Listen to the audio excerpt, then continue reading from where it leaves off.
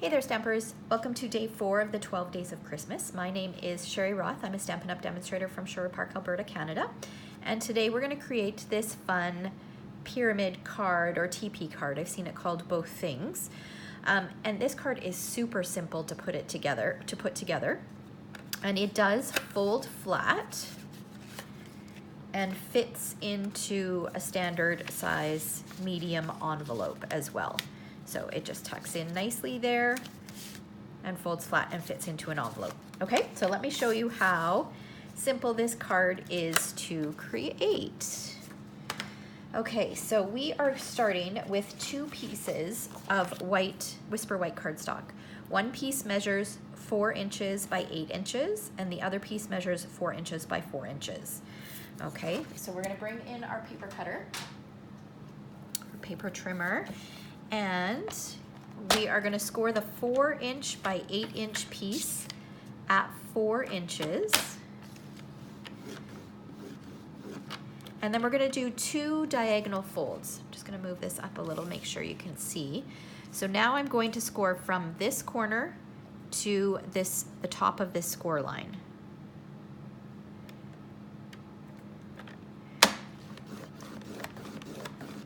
And then I'm going to do the same thing on this side. So from this score line to this corner.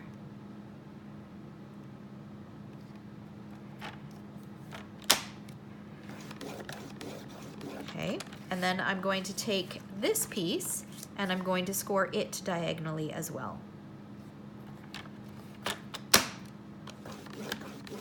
Okay, so all the cutting and scoring is done. We'll set that aside. And I'll grab my bone folder. We're gonna fold along these score lines. Now I've seen this done with 3 4x4 pieces of cardstock. You can do it that way as well, but I find this way just as easy. So I'm folding along all the score lines.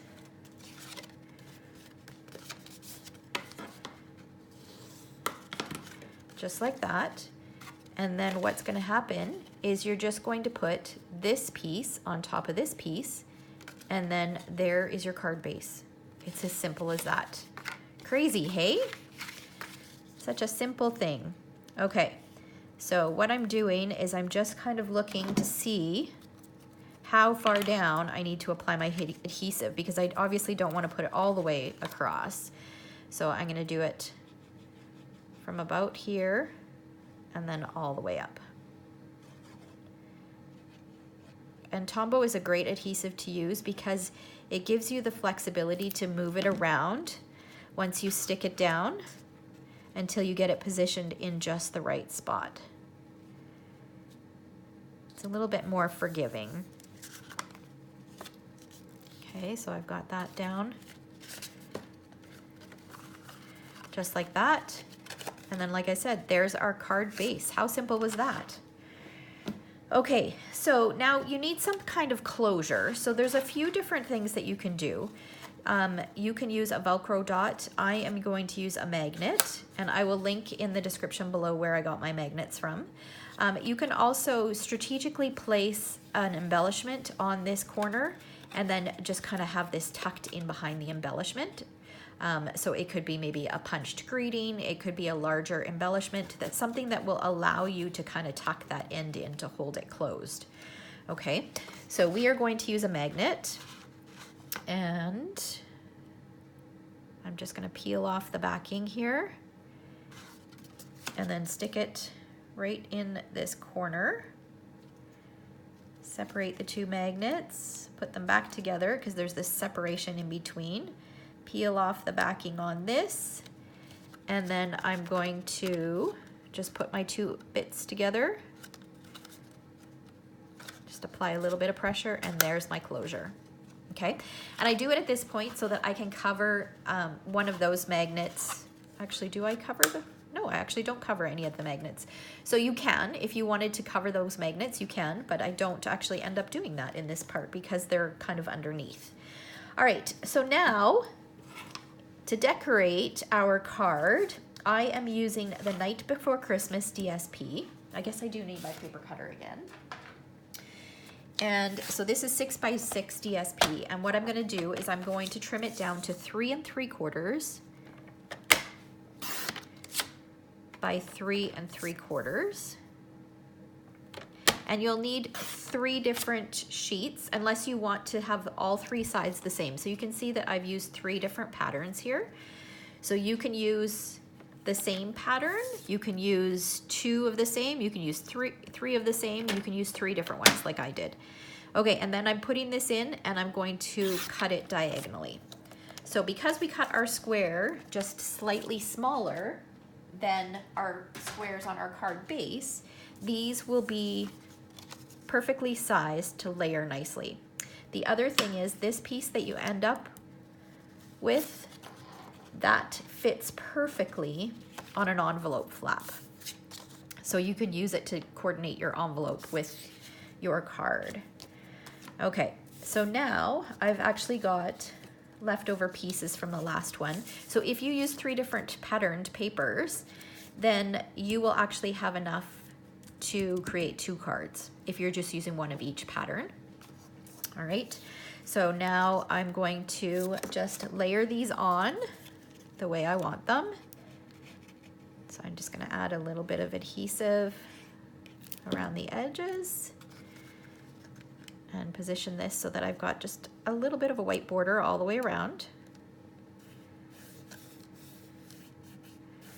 Just like that. And then I'll do a green one on the other side.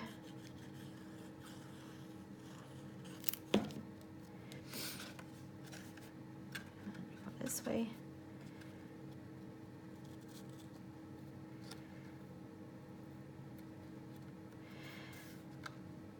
Just like that. And then, actually, I think I'll do 2 green and a red for this one.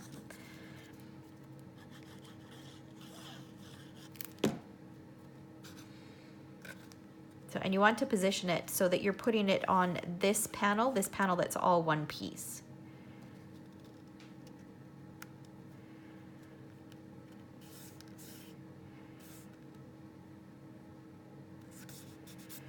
Okay, so our base is decorated.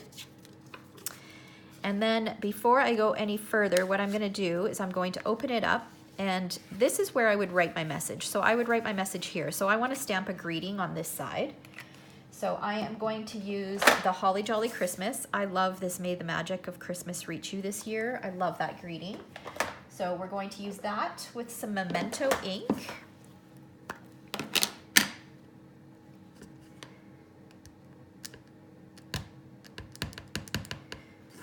And I'm going to stamp that right on here. Now you do have 2 other sides on the outside of the card. You could always add your greeting to the outside of the card. You can decorate all 3 sides. I just chose to decorate just the one side. Okay, so I've got that. While I've got my ink out, I'm going to take a 3/4 inch strip of Whisper White cardstock and the stamp Believe from that same stamp set. And I will have a full listing of all the supplies in the description below. Okay, so I've got that. And then the last thing I'm going to do is I'm going to take a scrap piece of Whisper White cardstock and that lovely Santa image that is in that same stamp set. I'm going to stamp him with Memento, and he's going to get colored in with my Stampin' Blend. So that's why I'm using Memento ink.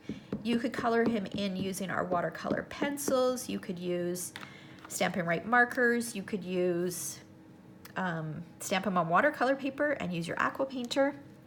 So whatever your preferred method of coloring is, I love my Stampin' Blends. Okay, so we've got him stamped. Okay, so back to our card base. So we've got the inside stamped. I'm just gonna put this together. I'm going to angle cut this and then trim this down just a little bit. And then we'll set that aside for when I need it. Now, I used several different colors here. Go through the colors that I've used. Okay, so I used light black, and I used that to color his mitts, his boots, and his belt.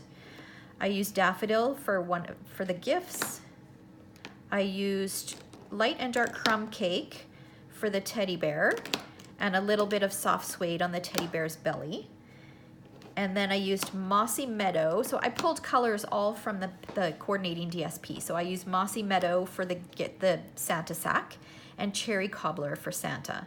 The other thing that I did was I used Wink of Stella, and I colored in all the details on Santa's outfit. So I did his hat with Wink of Stella, the rim of his hat, the cuffs on his jacket, and then down the center of his jacket, and then the bottom of his jacket. So I did that all with Wink of Stella just to give it a bit of sparkle. And then I used the coordinating dies from the Jolly Season die, so this guy right here, to cut him out. And there's one that's all colored. I figured you guys didn't want to watch me color.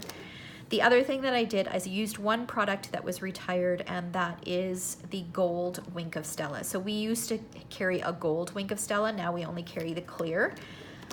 If you don't have a gold Wink of Stella, you can use, if you've got a gold ink refill, or if you've got gold shimmer paint, you can use that and just use a paintbrush and color in the gold, or you can also use a yellow and color that in as well.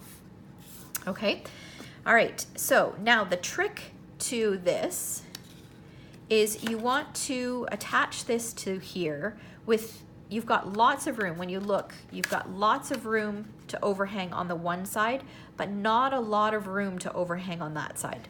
So the first time I stuck my Santa down on my sample, I had him over a little further and it wouldn't fit in the envelope. So you want to make sure that if you're using a larger image with a little bit of overhang, you want to make sure that the majority of the overhang is on the right-hand side rather than the left, okay? So we're gonna add some dimensionals to this.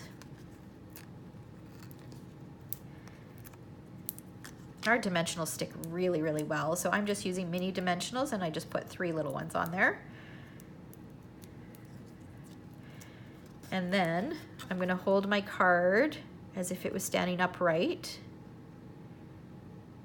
And I think that should be good. Before I apply too much pressure, I'm just gonna close it and just make sure that it will fit.